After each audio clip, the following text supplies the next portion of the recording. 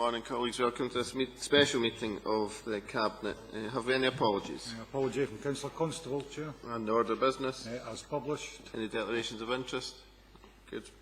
Takes us to item 4, the 2012-13 Local Government Benchmarking Framework results. Report by Kenneth. Thank you, Chair. This report updates members on the local government benchmarking framework and presents an overview of the Council's performance against the indicators of 2012-13. So this is information for the period ending 31st March 2013, so it is over a year old. I know that there's an intention that the benchmark figures for 2013-14 will be published, I think, in October of this year, so we'll begin to get into a cycle where the publication is rather closer to the date where of the performance itself, which I think would be helpful. The benchmark indicators, of course, replace the statutory performance indicators. There's a total of 55 of these indicators. Only 54 relate to Midlothian because we don't have a museum. And the indicators are grouped under the 8 headings, 8 service headings shown on page 3 of your agenda. And essentially, some of these cover performance, some of them cover financial performance, and a number of them are satisfaction measures from the biannual Scottish Household Survey. I think it's notable, I might just say this at this point, that actually on the results that come from the Scottish Household Survey, we do not perform well. Of the 8 which come from the Household Survey, 7 of them are in the lower half. So, I mean, it's something I think that's worth noting. So, what we have then at the top of page 4 of the agenda is the distribution of Midlothian's performance across the 4 quartiles, and I suppose that overall it's a very even distribution. Is that good enough? Well, no, it isn't from my point of view, because my line always is and always has been that as a small authority, we have some advantages in terms of being able to drive performance. So equally, on some of the cost indicators, we have greater challenges than there might be in larger authorities. I think we have to take that fairly balanced overview. There are summary tables provided in Appendix 1 showing the indicators in the top and bottom quartiles, and a full breakdown of the Midlothian results in Appendix 2. And either myself or my colleagues will be happy to take any questions on these. Turning to Appendix 1, though, briefly, and the top quartile, I suppose a couple of things I'd say in relation to this. I mean, firstly, to give you a sort of illustration of how some of the cost indicators can work, you'll notice that in terms of the cost of waste disposal per premise, 2 indicators relating to that were in the top quartile. Whereas if you look at the cost of waste collection, we're in the bottom quartile. And there's a kind of a straight line relationship there, because we,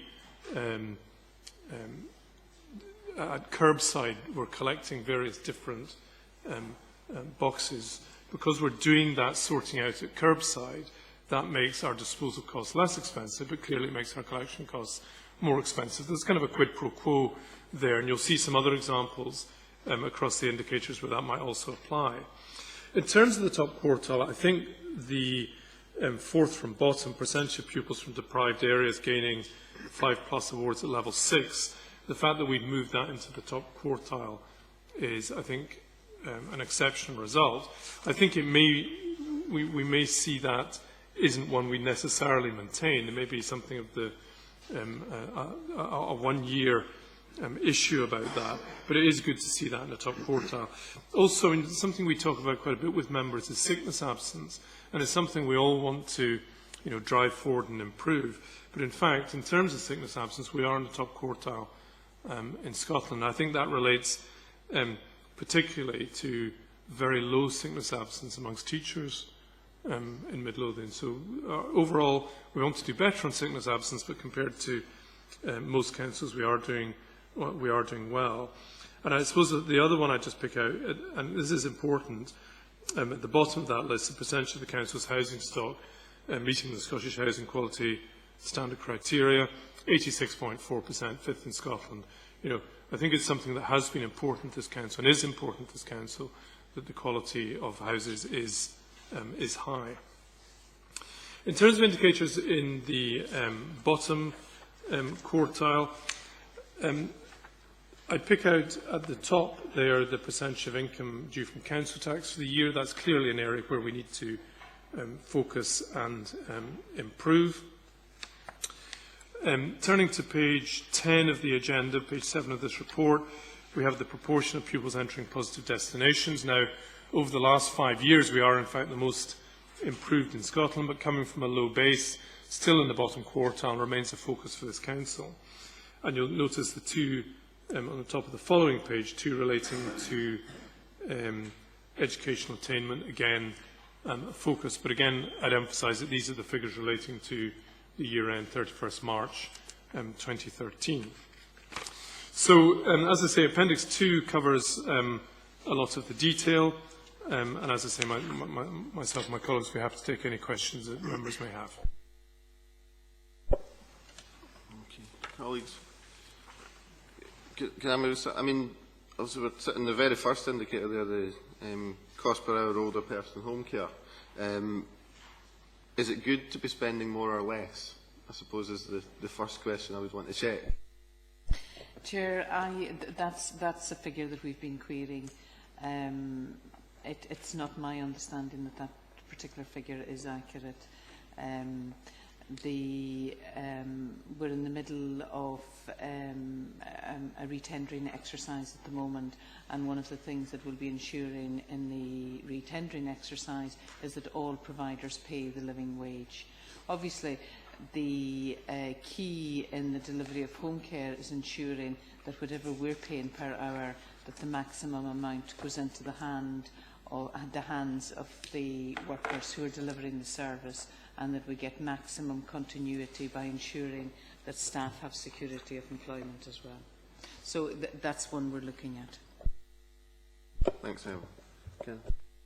I was just going to say the way that these are ranked, the presumption in all cases that if costs are low, then that's good. And I suppose the thing to look at is the balance between the cost and the quality of what you're providing. So, I mean, the A1 position is you have a performance measure which is in the top quartile, and an associated cost which is also low.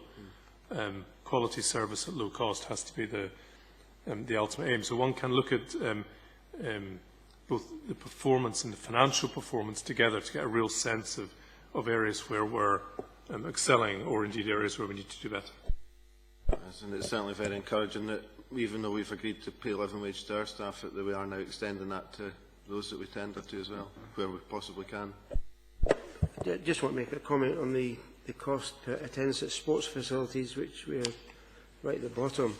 I know that my colleague Derek has been looking at the fees and charges, and I'm surprised that we'll think about raising these, and we're already cost more than anybody else. So I find it a bit surprising, that's all. And just to say, this is the cost to the council. It's not the cost to the public, it's the cost to the council of providing the service. And if, I mean, the reason why that might be relatively high is actually because of the number of facilities that we have across our communities. A high number of facilities is likely to result in greater cost. But it's not cost to members of the public, it's the cost to the council. Picking up on the percentage of pupils from deprived areas gaining the 5+ awards at level 6, that's obviously very encouraging to see that at such a high level, and the significant increase even from 2011-12 to 12-13. But when you combine that and look on page 8, the percentage of pupils more generally gaining 5+ awards at level 6, clearly there isn't the same level of encouragement there, because we're obviously sitting right down at the bottom. I mean, maybe not for now, but would it be possible to get a report back to look at maybe some of the read across in some of these? Because as Kenneth said, there is a definite connection between some of them, and it's hard to understand how we can be doing so well in a measure that seems so closely related to another, where in one were 8th in the country and the other were 28th. So it would be useful perhaps to have something at a later date to look at that. Because I know, again, I know in the waste collection, it's similarly, because where we're performing very well the net cost of disposal and in street cleaning, the cost of collection, we're right at the bottom. So again, just if we could have maybe a better understanding, and where possible, see if we can have that, because I guess because these are benchmark data that will be published for each council, so we should be able to have a look at that and maybe do a piece of work around that. Happy to do that, Chair.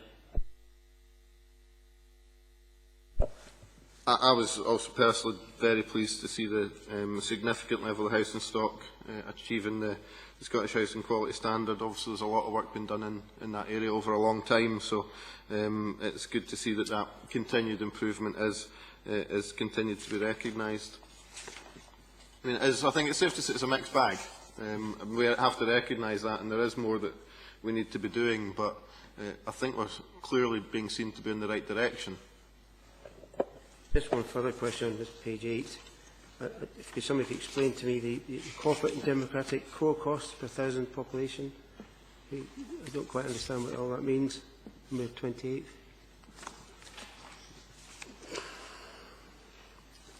I'll have a go at that, Chair. I mean, I think that make a slightly more general comment introducing my my response. You recall how sceptical local government generally was about the value of some of the statutory performance indicators, and of course this is now it's the work of local government that's come up with these new indicators, and some of us still are slightly sceptical about the merits of some of them. I can just say that as an introductory comment. But this is essentially corporate costs in the organisation will relate to areas of integrated. We have an integrated service support, administration, secretariat, various others. The total cost of that divided by the population. Again, this is clearly one where these services need to be efficient and well run, but ultimately we don't want to be spending our money on back office costs. We want to be spending our money on services to the community. I mean, we can give you a detailed breakdown. All that information is available, and the complexity of some of these indicators is not to be underestimated. Is there a particular reason we're aware of for the significant increase in the cost of maintenance per kilometre of roads, page 7 or 10? Again, that's one we're looking into the figures behind it, because they come from a number of sources. So as the Chief Exec's already indicated, I've asked for information on all the indicators and go beyond the headline figures and work it through. And that's a piece of work that's ongoing across the 3 directorates. So we'll feed the key issues back to committee in due course. Maybe if we get a report back at a future meeting of the normal cabinet, I suppose, and refer it also onto the performance review scrutiny when that comes together, because I'm sure they would like to see the detail of some of the read across and the detail behind the headlines. Any other questions to the benchmark data? Okay. That then takes us on to the annual performance reports. First up, the Council performance report. Yeah, thank you, Chair. As you say, this is the annual performance report for 2013-14, so much more up-to-date information than in the previous report relating to the following year. This is to the year 31st March 2014, and I suppose I'd say that, whilst the performance reports in total involve a great deal of information and reading, I would encourage members just to read the first 8-9 pages of this corporate report, because this is as close as you'll get to a story of Midlothian Council in the year past. So I'd regard it as recommended reading, I suppose, is what I'm saying. It is a positive report. It's set out over the 5 themes of the Single Midlothian Plan, and it does show progress across all of these themes. I think it's difficult to pick out very specific issues, but it does show that we are progressing on integration. We are making reductions in antisocial behaviour. There's very innovative work going on in early years. There are improvements in education and children's services, progress in support to business, in waste, in housing, across a range of areas. And I think it's important to recognise that, and you'll see some of the details coming forward in the individual service area reports. We're right to celebrate success. I know that's something that's important to members. But what I will turn to now is the challenges ahead, and these are set out on page 8 of the report. That's page 26 of your agenda under the heading of emerging challenges. Some of these are emergent, some of these are pretty well established challenges which are familiar to you, and they are welfare reform, and I think you are well aware of the kind of the scale of impact there, the constrained funding going forward, and the interplay of that with the demographic changes does absolutely require transformation of service provision right across the council, because the central need here is to continue improving outcomes for our communities and to do that at lower cost. That is absolutely the need over the forthcoming period, and that will be very challenging. It will require very challenging decisions of you as elected members. I think as we go forward, health and social care integration will be an enormous issue for this council, and really it's just about the scale of complexity of that, and I think it's just very important all of you as members are aware of that. And of course we've also highlighted again education and positive destinations. Progress has been made. That's shown in the report. We've still got a long way to go, and I think that what's very good to see from a council point of view is the kind of the energy, and leadership and dynamism in that area, and that's brought a lot to the council in the most recent period. There is a lot of detail in the report. You have the indicators set out through to page 69 of the report, and again, if there's any specific issues that members would like to raise, I'd be happy to deal with any questions. A question for John Blair. I meant to ask this yesterday, John. The LED street lighting, how long is that going to take to do all that? I don't know the answer offhand, but what we're doing is we're currently introducing it in phased throughout the council area, and there's been a number of successes in Woodburn and Newton Grange, so I can come back and advise committee of the actual timescales for the rest of the rollout, and also provide details on the financial savings as a result of the investment.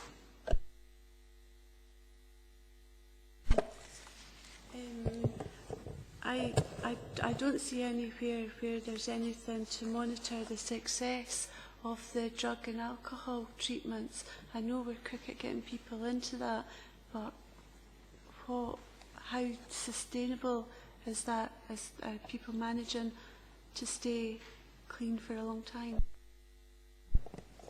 Chair, Midlothian Partnership has made huge progress in making sure that people can access treatment for in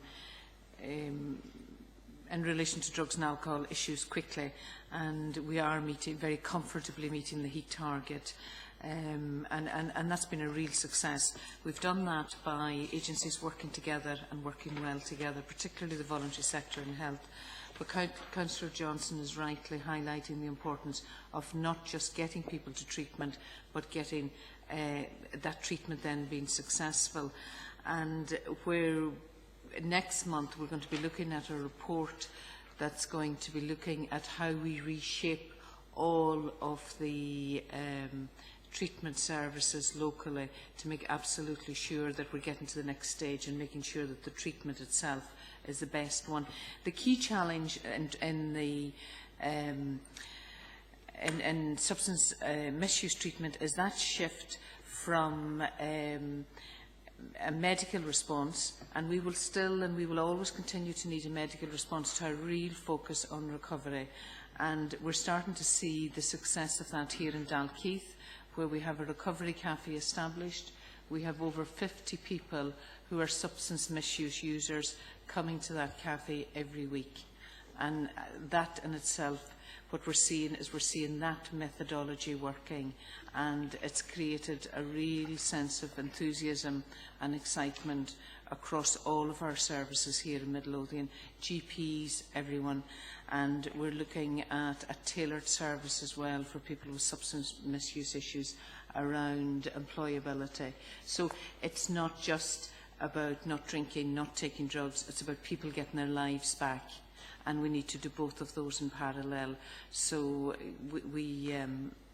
I'm very positive about the work that we're doing. What we will be doing now with the June report is developing measures that we're able to evidence that much more clearly. Thank you very much, and I acknowledge it. That particular issue has huge impact on reoffending and things. Thank you. Can I pick up page 37? The number of young people involved in the cool-down crew seems to be significantly down. Are we looking to get that increased back up again for the following year? Good morning, Chair. Yes, we are. We're working with our partners within the residential services and our foster carers to try and increase that membership. Yep. And if I could go on to page 40 and 41. I'm not really, I don't think I'm looking for an answer here, but when we look at the numbers on reducing violent crime and violence against women, I think it might be quite useful if we could get a report around some of this data to the Safer Communities Board, because obviously there's clearly increases in common assault and what was my issue with violence against women? There was a few measures there which needed some further attention, I think. So could I ask that we perhaps get a report around that area, to just the data, a bit more analysis, and take a report to the Safer Communities Board on that, which takes me to page 44, and the percentage of landlords awaiting registration. That number is quite significantly higher than I would have hoped to see. Is there a particular... I mean, I know we're talking about the police and data protection, but surely I thought we had data sharing arrangements in place that allowed transfer of information between the police and ourselves that should have helped to deal with some of these issues. Chair, you'll be pleased to hear that we've just had the information sharing protocol agreed in the last 2 weeks. So again, it's a problem we've seen and we've worked and we've addressed it. That's encouraging. So we should see a definite improvement there. Colleagues, any other questions on the overall Council report? If I could just make a comment about some good news in the IOM, and every indicator here is a change for the good, and I would like that to be noted. And I'm quite happy to take the reflected glory as the Chair. Could I maybe then turn, colleagues, to page 52? Obviously, attainment and positive destination more generally is also one of our key themes, but there's a number of measures here where we're I mean, in most cases not by a long way, but there's a number of them where we are falling short of the target we've set ourselves. And I'm just wondering what else we need to be doing here to make sure that we are at least hitting the target, because obviously, given that many of these are related to the very earliest start in education, I think we want to be seeing ourselves pushing well beyond even the target that we've currently set. Morning, Chair. Absolutely. We're aware of the investment, the energy that's going into the early years. We're aware of the practitioners' desire to get even better for our youngsters. And of course, as we know, through the Care Inspectorate, we continually get positive inspection reports. But unfortunately, when it comes to the data here at Primary 1, we're clearly aware that we're not translating all that commitment, all that energy, all that support, all that resource, somehow or other, it's not quite working when we try to match that against the PIP scores at primary one. So we're very aware of that. We recognise it and acknowledge that it is an issue. It is disappointing. We're working with our head teachers, with our class teachers, to try to find out what it is that, despite all this effort, that our youngsters aren't quite getting. And we also need to up that further, because if we don't get that start at primary one, then when it comes to secondary school years from now, we'll not be getting the same. So we're working very closely with our head teachers to try to find out why we're not getting that translation to actual percentage rises, and it's top priority.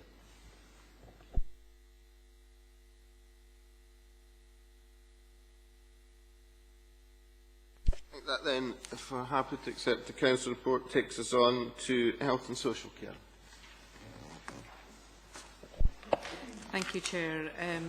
Briefly, starting with housing and community safety on page 71, there's been considerable progress in the last year. The work that we've done in ensuring and delivering affordable housing locally has been awarded and recognised. There's also been considerable work ongoing in relation to ensuring that we understand both housing need and demand, and linking that with supply. And obviously the work coming out of that assessment is underpinning all of our work in relation to housing strategy. And that's a really important piece of work that's shaping the future of our communities.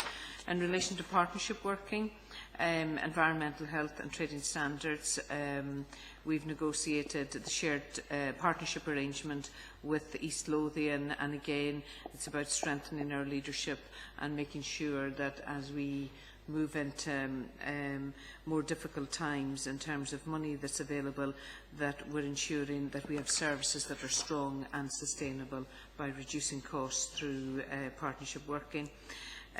Also, community safety has been an area of considerable strength, clear strategic direction based on an assessment of need and priorities established and agreed.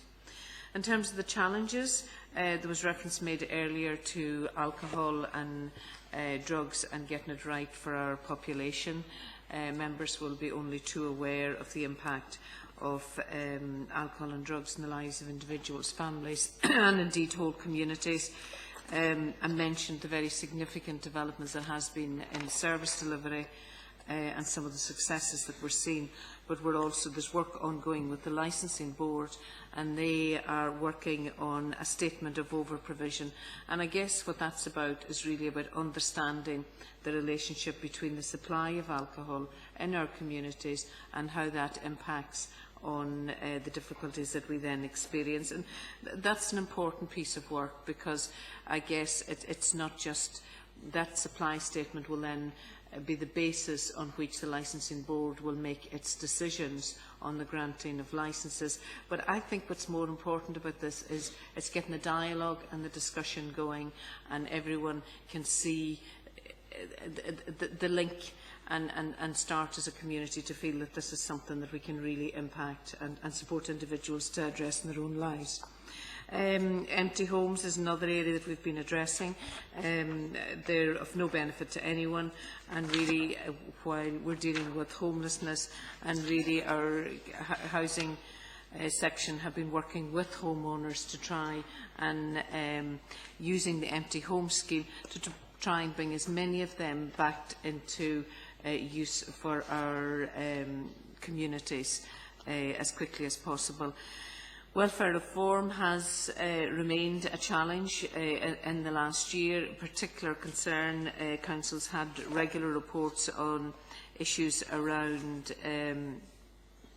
the loss of income, and again we've been very actively working with people who find themselves homeless to reduce the length of time, but more importantly to make sure that we have good provision for people who find themselves homeless within their own communities, rather than people being moved out of Midlothian into Edinburgh.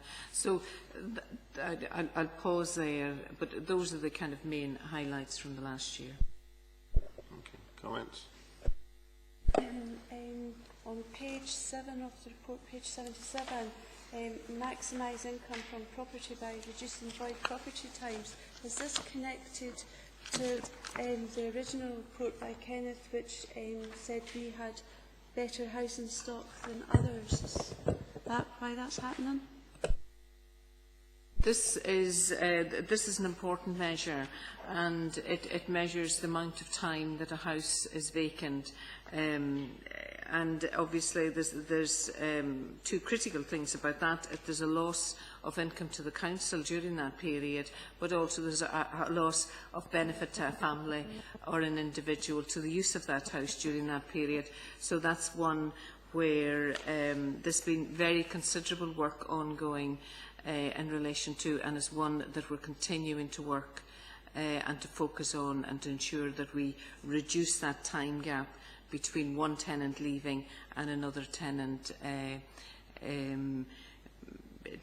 starting in that house. It's been subject to, we've done a lot of work using the whole systems approach to address how we're working around that area. And it's one where we expect to see continuing and considerable improvement over the next year.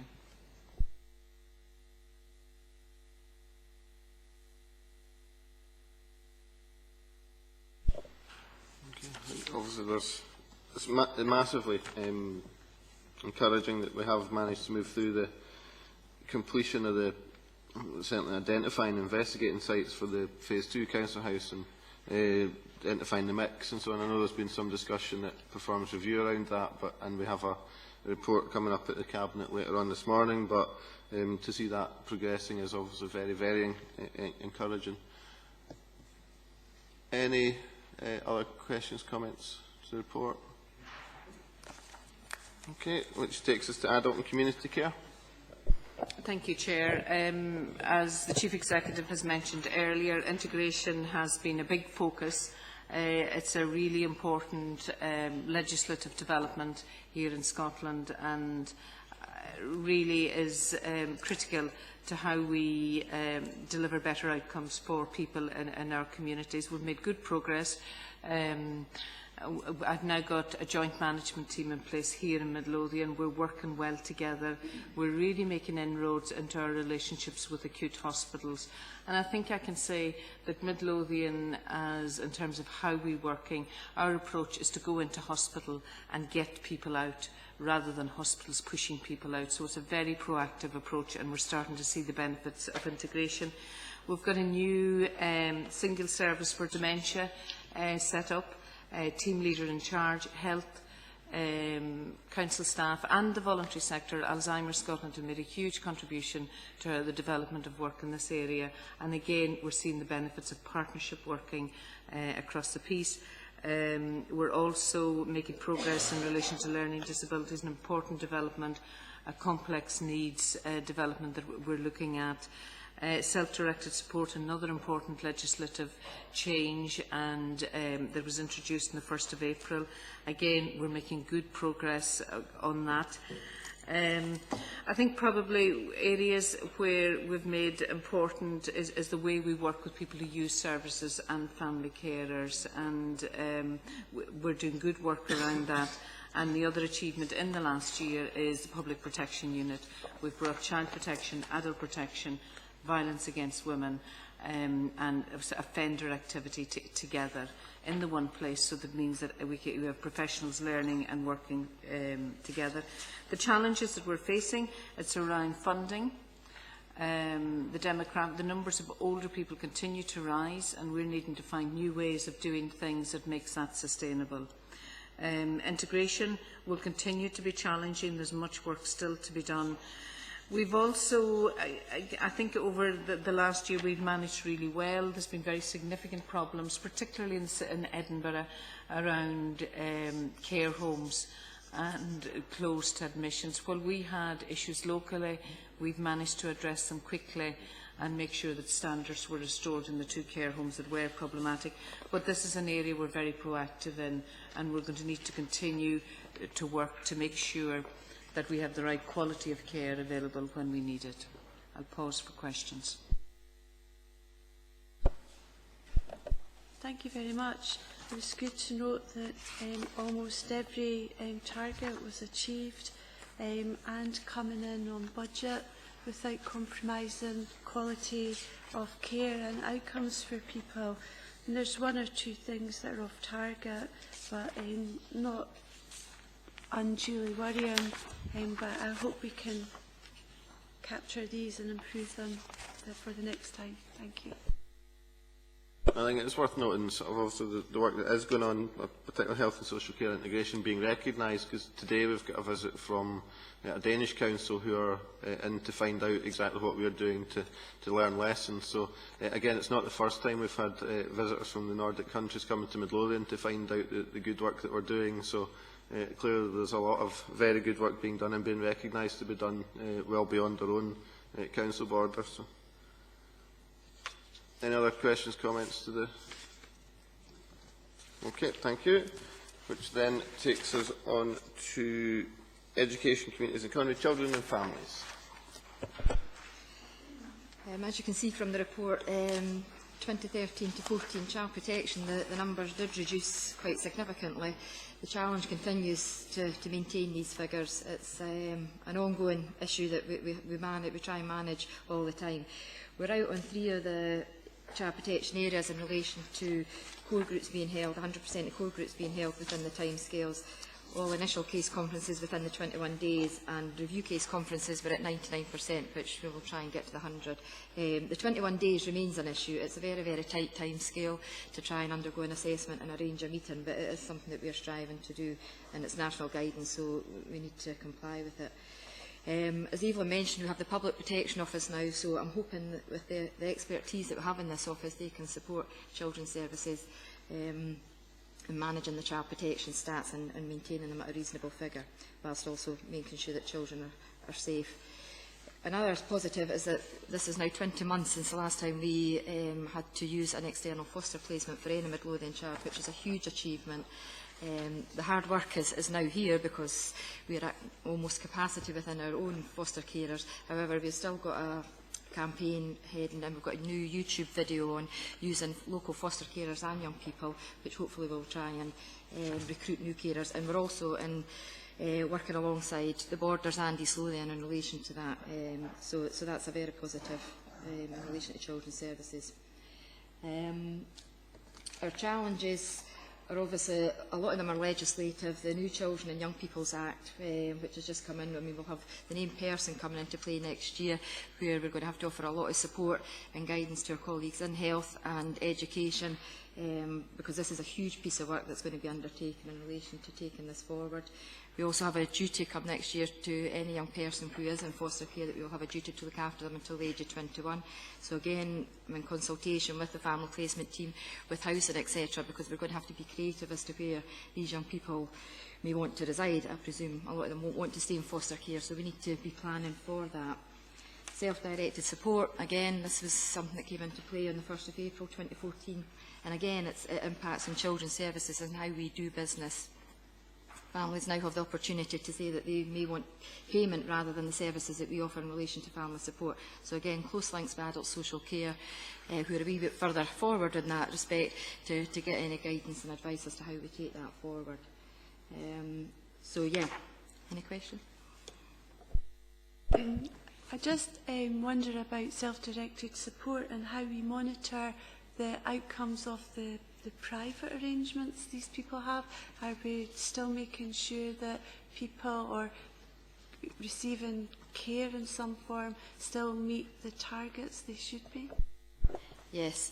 I mean, we're at the very early stages, I hasten to add, in relation to this, but we do have a self-directed support board where we also have users on that board, and we're in discussions as to, you know, should we police check people if they're in private, you know, if they choose to hire someone privately. There's lots and lots of challenges within this, because it's also about empowering people to use who they want as their support. But if we, what we've been advised from our legal representatives is where the money comes from. If it comes from us, then we have a duty to ensure that where we are placing care, we have a duty to undertake certain checks. And there will be contracts still in place to make sure that the outcomes are still positive for these people. Thank you very much, and I hope that we are very successful with our foster care campaign. It's really important that we increase the pool of people so we don't have to send children away out with their networks of family and other kinds of support they have here. Positives, I note that we've maintaining the register, the Child Protection Register, and that's a big challenge as well, to make sure that that stays at a reasonably good level. Thank you to all the staff who've worked so hard and increasing our performance and making things better for children in Midlothian. Just looking at the 21-day case conferences, obviously there's significant improvement from the previous year, and it has continued to improve over the course of the year. Are we confident that we'll be within touching distance or achieving 100% by next year? I think it will always remain a challenge. However, I am tireless in my pursuit to get excellence, so we'll be there or thereabouts. It's a complex area, as I'm sure you'll appreciate, but we do strive to do the best, yes. I just want to speak about the 6 children that had to be placed out with Midlothian. I see in your paper here that the parents can ask for this. They couldn't have been cared for at Salters Gate, these particular children? No, no. I mean, obviously that would have been explored. These are historical cases that we look back on to see what the learning was for. Yeah, I mean, people go through the normal procedures, they go through forums, etc., you know, and it's a stage level of intervention. And with the best will in the world, whilst we aim to look after every child within Midlothian, there's certain periods in time over the years where we've not had the resources to do that. What we're learning from that is that if we intervene earlier in relation to the staged intervention, we often prevent the crisis, and, you know, parents and schools, etc., all get into a crisis point where it's not helpful for the young person to remain there. So that is our ultimate aim, is that we intervene at a much earlier stage to prevent the crisis and therefore maintain children within Midlothian. So there has been significant learning from this that has, you know, gone across all agencies across the council to try and reduce this happening in the future. Okay, thank you. Takes us on then to communities and support. Many parts of this the report I can confidently talk about, and particularly, as you are all aware, community learning and development came back within education in recent months. A lot of what I say here perhaps will relate to the next section, which will be the actual education performance report. I just want to pick some of the highlights. The big picture is, of course, that with CLD back working closely with education, the thrust in the last few months in particular since it was enacted is that we're trying to make sure that learning is seen as not something that only happens in school, but we're getting the synergies of community learning and development, who have an awful lot to offer with schools. So that's a big thrust. In terms then of outcomes, a big push in the early years collaborative, and as we'll hear, that's also happening in the school sector. Big thrust on how we're working nationally to make sure that our youngsters are getting the best start in life, although, as we pointed out earlier, that's not always translating into primary one results. Focus on early literacy through the work of the library service as well. We're very aware that in education, education can't be confined to our children. We've got to make sure that our parents are as involved as possible, and we see in the report reference to significant development in parenting courses, raising children with confidence, a challenging area for people.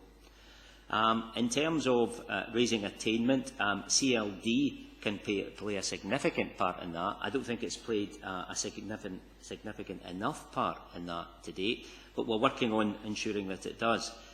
That might not be specifically in terms of hires or standard grades, but what it can be is when we take the view of attainment as incorporating achievement and achievement awards, and you'll see there, for many of our children, it mustn't just be about sitting with a pen or a pencil and writing. There's lots of ways that they've got to learn to contribute to society, and you can see that there through, for example, CLD working much more closely with schools in terms of ASDAN, in terms of Duke of Edinburgh awards. But I have to say that's something that we need to develop much further. We're not there yet. Progress too in adult learning, and we've referred to positive destinations. We're really clear, and particularly in the new structure, when it kicks in, we're really clear that we have to be much more focused in terms of CLD's contribution to positive destinations. There's an awful lot of work still to be done there. I think there's a will to do it. I think we'll have the structure to do it, but there's a lot more to do there. I won't say too much about libraries because that's not my specific area, but I will refer finally to, in the capital-funded schools, to just one example of where we're making a significant difference there, Rosewell Primary School. And I know many of you will have been out there, but the difference that that's making and the feedback from the school in terms of the learning experiences for the children, both in and out of school, is very significant. So I think the big challenge, specifically from my point of view here, is how do we get the best from CLD in particular, so that we're not talking about separate services, so that we join up and have a focus on outcomes for youngsters, outcomes for parents, outcomes for adults, and particularly positive destinations. Thanks, Peter. I mean, I think on the libraries, I think it's been a particularly good year, I think, for a library service. Topped off just a week or so ago with the Winning Library of the Year award for all the work that's been carried out throughout there. I mean, obviously libraries are going to be an important part of our functions as a council going forward, and how we use libraries within our communities. Any questions, comments to the following report? Happy to accept that report and go on to education. Again, to repeat, and I hope, I'm delighted if there is a synergy here between the two reports. In terms of the best start in life, Owen's absolutely right. We aren't making the difference at primary one, but we are doing an enormous amount of good works in early year collaborative. One wee thing that's perhaps worth pointing out there is that the methodology of early years collaborative is something that we as a council are determined to build on. So it's not just about the early years, it's about how we improve things. Big challenges for us and opportunities lie in 600 hours for our 3- and 4-year-olds, working extremely hard to get that in place. Not easy, but offers a great prize at the end if we can get that right, which we're determined to do. Continued focus on GIRFEC, getting it right for every child in Midlothian. Continued focus in making sure that schools, for example, are not just for those who are going to get 5 A's in their Highers, or for every child in Midlothian. In terms of attainment, we are still not doing well enough, and I'm not going to pretend otherwise. And there's no point me taking any other stance. We're in the midst of a genuine restructuring and reculturing of how we're trying to develop education. We're unafraid to say that, and we're unafraid to go out and take on that challenge with our schools. We have a Raising Attainment Strategy Group that by August 2014 will have in place a clear strategy for how best to raise attainment, and that's something that has been lacking. That having been said, we've also had generally positive results this session in terms of our inspection outcomes. But good isn't good enough for Midlothian. We need to be very good, and indeed we need to be excellent in every school. In terms of other successes, we were delighted that the Impactor was recognised at the Scottish Government's Delivering Excellence Awards, and we're following that up with the Moscars next month. In terms of our older children, we're determined that we're going to build on the success of the Academy's development. We need to get even closer links with Queen Margaret University and Edinburgh College, and we're very positive about developments in that area. We've heard about positive and sustained destinations, but we need to hear more and we need to do even more. We're on the right direction. There's a lot more to come there. And then finally, in terms of our challenges in education, our biggest challenge is really straightforward. We need to get better at raising attainment and achievement, and we're utterly determined to do so. That starts at primary one, where clearly we face a challenge with our PIPS results. And the way to do that is through high-quality delivery of curriculum for excellence in school. The two factors that we will focus on, because we know that they make the biggest difference, are the quality of learning and teaching and the quality of leadership in our schools.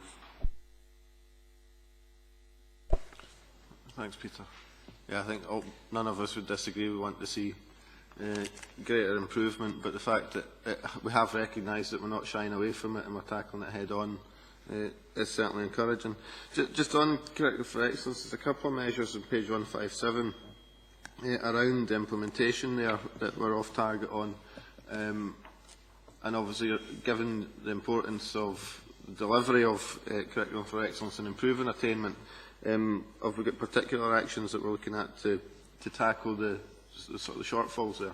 Sorry, Chair, which particular? Page 157, it's the implementing Curriculum for Excellence, improve learning and teaching, which is the second one down, and the fourth one down. They provide staff development, guidance and assessing. I would say that these two in particular are things that we would say we have in hand. Partly this is reflective of the fact that the school session obviously runs to the end of June.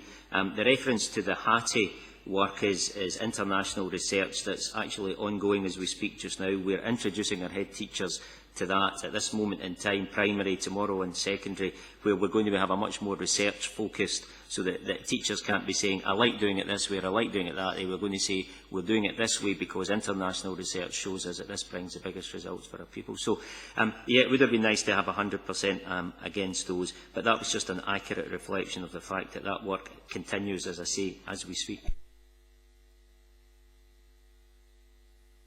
Okay, colleagues, content? Sorry. Report about ensuring that schools have effective systems in place for consulting and involving pupils and parents. That's a bit off target too.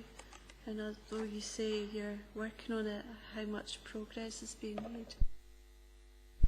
Yeah, it's a good point, and that doesn't read very well when you look at it in isolation there.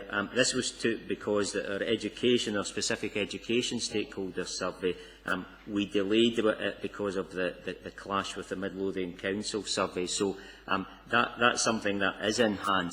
However, I do honestly believe that we can do much more in terms of how we engage with parents.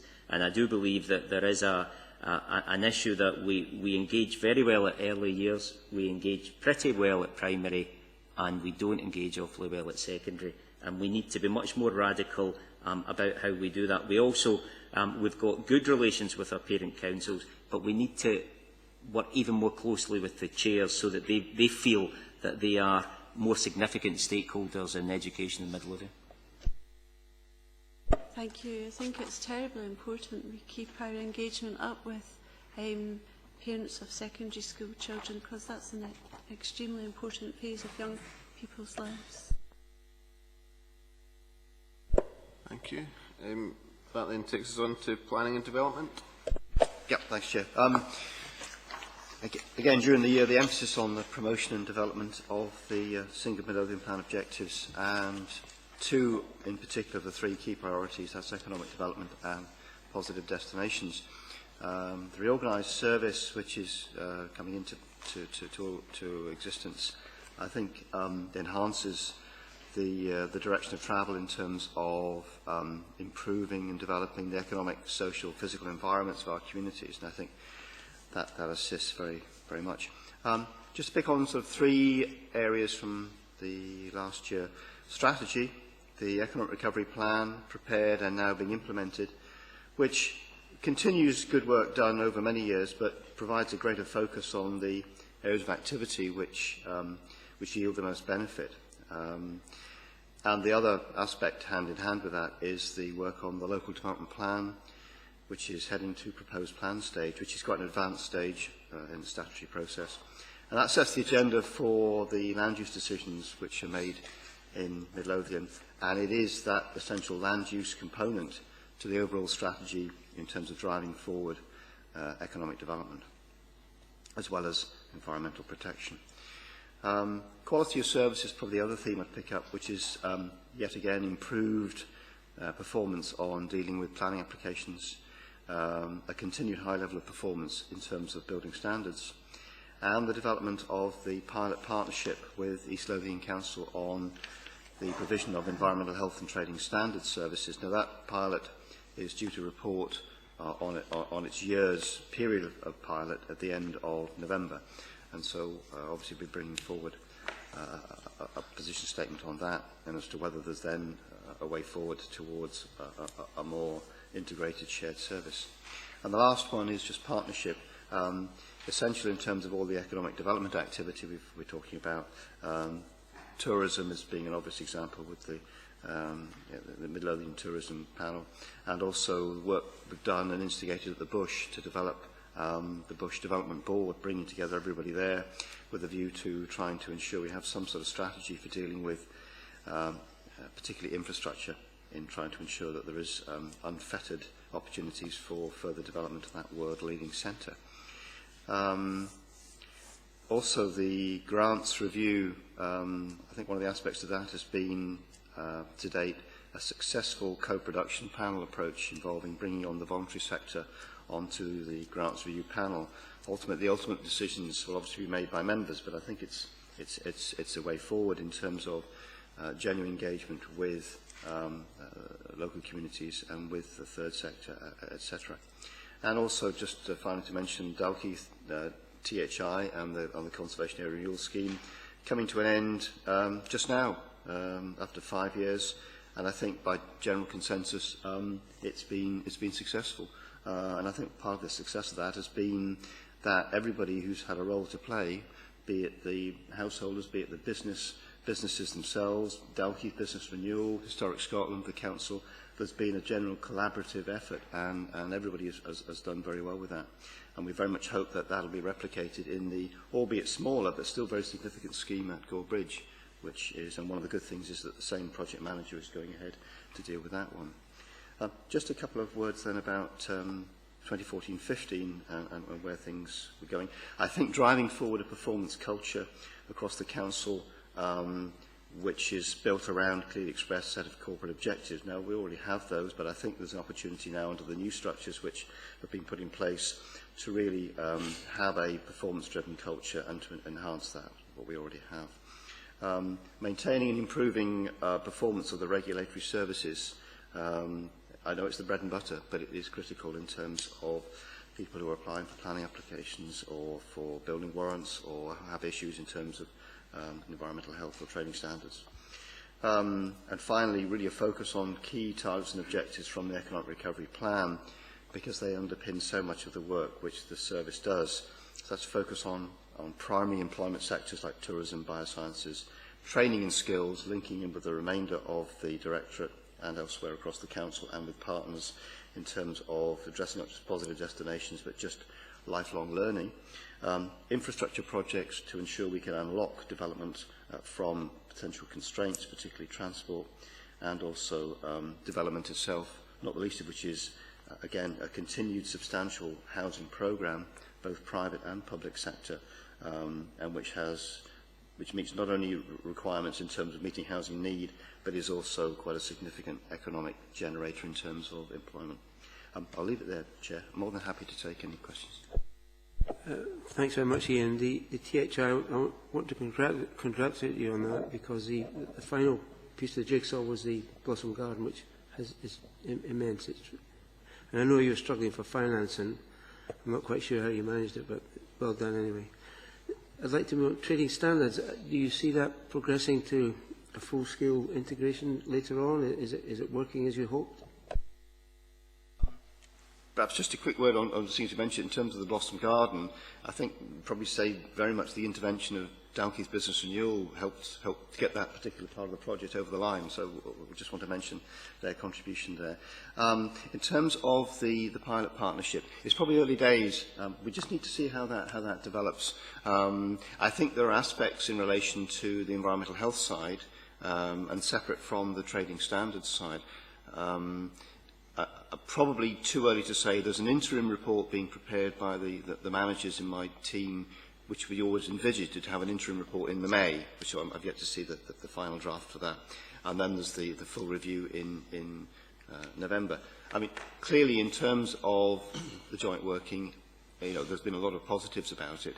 I think probably the decisions to be made are, if we move to a more fully fledged shared service, it's just being clear about what the benefits are in terms of customer experience and quality of service, and the costs to the two councils in terms of are there genuine savings being made with a shared service.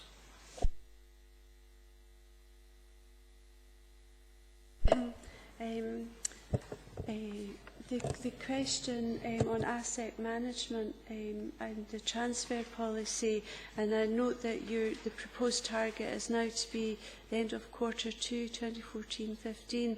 I'm keen that this is met because there's lots of people in the community looking forward to this. Absolutely, we're aiming to complete that in time. As you know, there was a members' seminar back in I think November last year, and I think the view was to take a lot of comments came from that and to look at that. Meantime, of course, there has been inevitably quite a lot of focus on the situation of one particular building in Bonnyrigg, and I know that that's the subject of then a report that's coming up to Council towards the end of June, and I think there's probably some pointers from that particular hands-on experience which we can draw upon in trying to put the policy together in its finalised form. Thanks, Ian.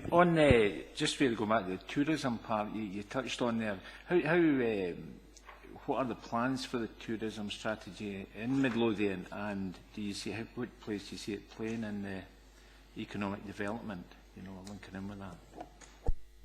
I think, well, tourism is certainly one of our key sectors, as it is across most of Scotland.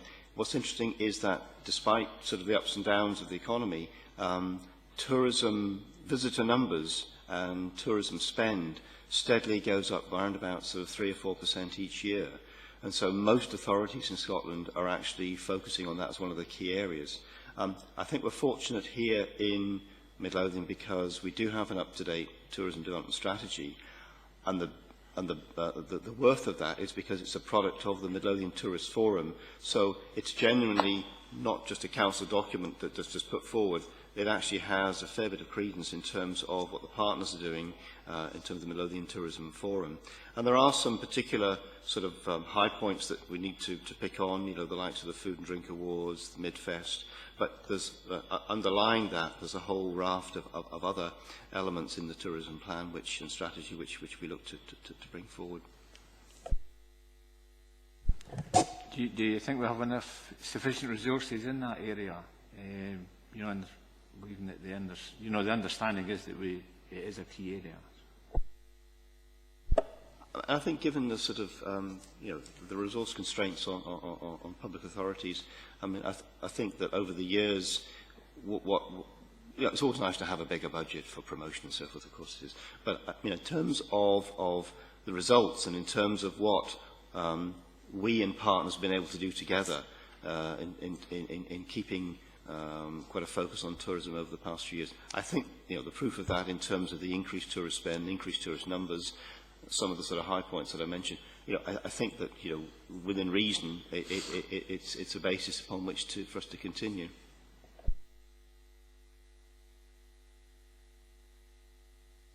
I'm still an eco-warrior, so I'm interested in the climate change. Will the target of 30th of June be made? That's on page 181 and page 8.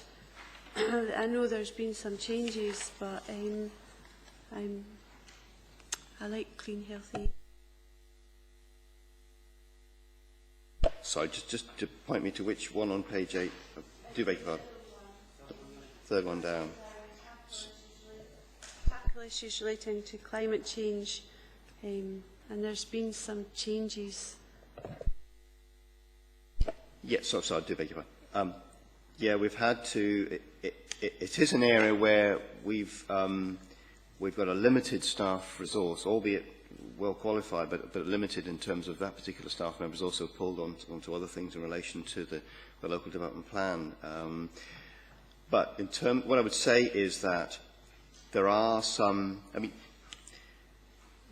basic, almost statutory requirements and certainly requirements coming through COSLA, which councils are expected to meet. And we do that.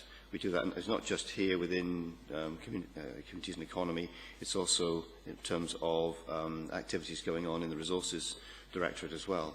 But, so we do meet that. I think climate change is one of those areas where if you've got additional resources, yes, you can always do more and you can always promote it into a greater level. I think we've just got to cut our cloth to some extent. The other point I'd make is that if you can develop, and I think it is developing, an approach across all services that in terms of what their activities are they recognising sustainability, climate change in terms of the activities that they do, and they cut across so many areas. I think it's coordination of that which is particularly significant, and that's where I think in terms of the reporting we need to show that breadth of approach across the Council. Okay, thanks, Ian. That then takes us on to Resources Division and Commercial Operations. John. Thanks, Chair. This is the final report for 2013-14, and as previously advised the Cabinet, many of the projects and actions are work in progress, and they also straddle a number of financial years. Just in terms of context affecting the 4 services within my division, but also in the wider Council, we're currently progressing the management review through implementation stage. We're overseeing and working with colleagues on voluntary severance early release. There's a major focus, we heard yesterday at Business Transformation Steering Group, that continues. And in response to Peter's earlier comment about positive destinations, within Resources Directorate, we are establishing a number of opportunities for apprentices and traineeships, and we've got a roadshow at St David's High School next Wednesday to encourage the young people of Midlothian to come and apply for employment within the Council. Going through each of the 4 sections, I will take cognizance of previous comments, but I will pause at each section. So in terms of commercial operations, during the final quarter of 2013-14, there's essentially 3 issues I'd like to draw Cabinet's attention to on page 191. Successfully reopened Lugton Bray in March 2014, which is a benefit for everybody. In terms of the service level agreement with the police, we've successfully negotiated a 2-year agreement at a reduced fee than that approved by Council. And in response to the withdrawal of the 328 supported bus service, the Ring and Go service was introduced on time, and in the first 2 weeks there was 98 trips. The emerging challenges are listed in each of the sections. A lot have been covered, so I will pause there if colleagues or councillors have any questions before I move on to the next section, Chair. Just a question on the traffic warden, John. A question I get asked at every community council is parking in Dalkeith. So what is the traffic warden's remit this time? Is he going to beef up tickets and all that kind of stuff? In terms of the service level agreement, there's a traffic warden. We've got influence on where we deploy the traffic warden throughout the council area. That is done through the regular coordination meeting with the police. And also, as part of the service level agreement, we will get information reports into the council indicating how well the situation is working. And we've also got a review set up after the first 9 months. So I envisage you will see a different approach within our town centres over the coming weeks and months. It's just that people are completely ignoring double yellow lines and stuff like that, you know, and it seems like... I would slightly counter that. There has been evidence in the last few weeks of traffic warden and police activity within Dalkeith, and there has been some people ticketed for parking indiscriminately. Yeah, I think I can vouch for what the director says there. I've heard reports in Pennycook certainly on that happening. Unfortunately, the action should have been, should be concentrating a lot more in the town centres, because I think that is vitally important to see, in, not just in Dalkeith but Pennycook. Certainly, I think they're the 2 main areas. But certainly, there is reports that he is being a bit proactive, and tickets are being issued, tending to be the housing estates and things like that.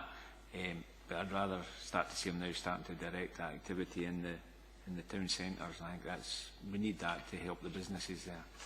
But yeah, from that point, that's quite good. The other bits, it seems to be that the dial and go service thing seems to be working.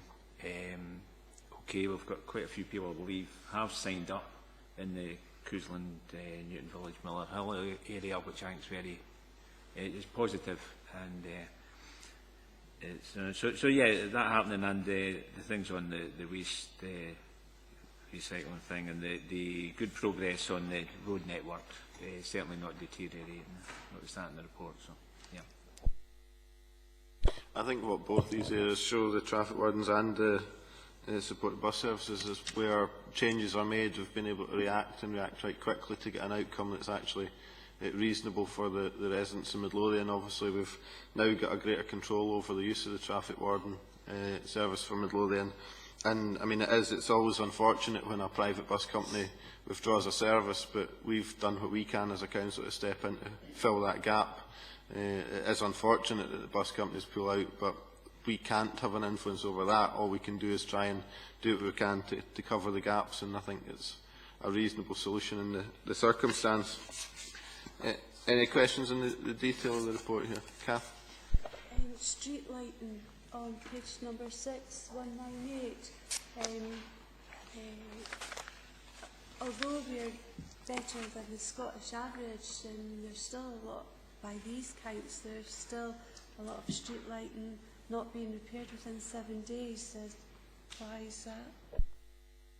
I would contest there's not a lot of streetlights. 93%, just under 93% are repaired within the 7 days.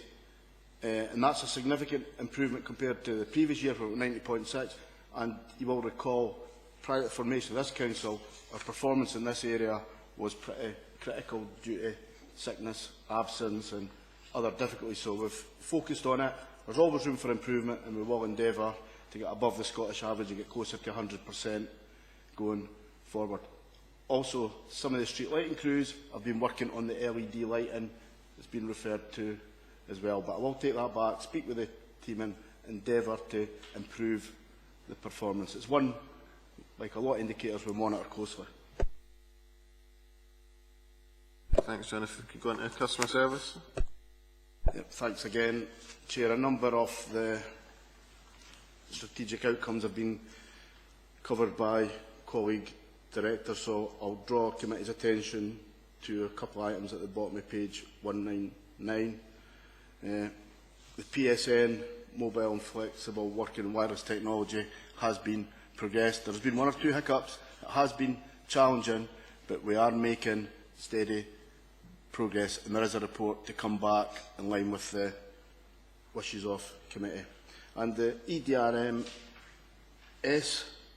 project, in terms of total document management, that is progressing, tied in with effective working in Midlothian, and you'll see some process improvements over the coming weeks and months, which will allow the council to work better and work slicker. So, given my colleague directors and heads of service have made comments on the other outcomes on that page, I'll pause at that stage if committees any questions, Chair. Yeah, again, I think just the PSN shows again being able to react quickly to a change that's enforced on us. And I mean, I think now that we're coming towards a point where all the sort of immediate issues are resolved, we should be able to pull together the bill to send to the Cabinet Office and to pass on the cost that this has cost the council, because clearly it is a significant cost that we've had to incur because of the change that the Cabinet Office imposed on us. Excuse me, page 6, 205, customer care, and although that's a huge increase in the training, is there something preventing it being 100% all staff being trained in customer care? And thank you. The courses are set up, and in fact, I attended one of the first courses myself, and I found it really beneficial. The trainer provided was absolutely first class. It's the usual reasons we can't get up to 100%, unavailability of staff, sickness, absence, but again, we endeavour to get up close to the target and also try and make the training to fit in with people's work-life balance. But I would certainly recommend the course because I went along it and certainly gained a lot personally. Have all the councillors been on a customer care course? Could you let me know that in private? Thank you. I think that's an answer to giving Kath in private, yeah. John, just a quickie. I know that the staff at the call centre seem to be a lot happier. This pilot hub at the Mayfield, is that another call centre, is it? Or a drop-in centre or something? On page 199, customer service strategy. My recollection, it was considered by corporate management team is focusing on the library and making it wider accessibility for customers to walk in and get access to council services. I've got a report on that yet, how that's working. It's just early stages, yeah? It's only at the inception stage, and Kevin Anderson, our colleague, has been here earlier. Kevin's leading on it, so we can give members an update as things progress. Which takes us on to finance and human resource. Yeah, thanks again, Chair. I purposely laboured on the corporate projects we're working on, and it's all against the financial backdrop. And in the Finance and Human Resources report, the key thing is reducing budgets and increasing service pressures. And that remains a critical focus of myself and all senior officers at the Council going forward. Being more transformational, I'm pleased to report the Purchase to Pay project is progressing across the Council. It's another example of backroom services being made fit for purpose to improve and develop better ways to acquire goods and services, and I'm actually quite pleased to see that one personally go in because it was me that put the previous system in a number of years ago, so I'm pleased for modernisation. And we also approved yesterday at Transformation the Workforce Strategy Development Plan going forward. Again, a lot of the outcomes and challenges there have been covered by colleagues, but I'll pause if members have any specific questions or clarifications.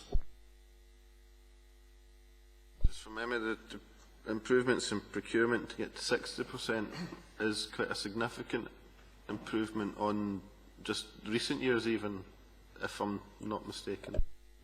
It's been a tremendous achievement from where they were, and compliments have to go to my colleague Ian Johnston, not Ian Planning Johnston, Ian Johnston Procurement. Ian's done a lot of work behind the scenes, working with senior officers, pulling things together and making our procurement function fit for purpose, and also it's one of the biggest increases in performance across the Scottish local authority sector. So again, we're quietly chuffed.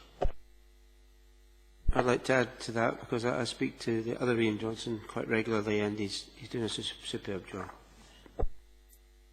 I think also it's important to recognise the amount of work that's been put into supporting our workforce, because obviously there is significant change and transformation in the Council at the moment, and actually the development of workforce strategy combined with the various other strands. We recognise how much work that takes, but also how valuable the staff are to the Council, and the need to work with and support all the members of staff as we go through what can be a significant period of change. Any other questions, comments? Which then takes us finally to property and facilities management. Thanks again, Chair. With committee's indulgence, I'll indulge on the asset management rationalisation. It's something that was on the go in the Council for a number of years, and we've successfully completed Fairfield House, and we're due to report back to Council after the summer on the next phase, and it has been successful and it's long overdue, and it allows us to rationalise buildings, improves the way we work and make a difference to the environment. So personally, I'm pleased for the team that's led that one because it's been a significant challenge. Going forward, New Battle High School project will be a major challenge for the division and the council. So intention to build on the approach we adopted within Lastwaite High School, and the team involved are actually positive and excited about that project. I'll pause there, Chair, and if committee have any clarifications, quite happy to do so. Colleagues, any comment, questions?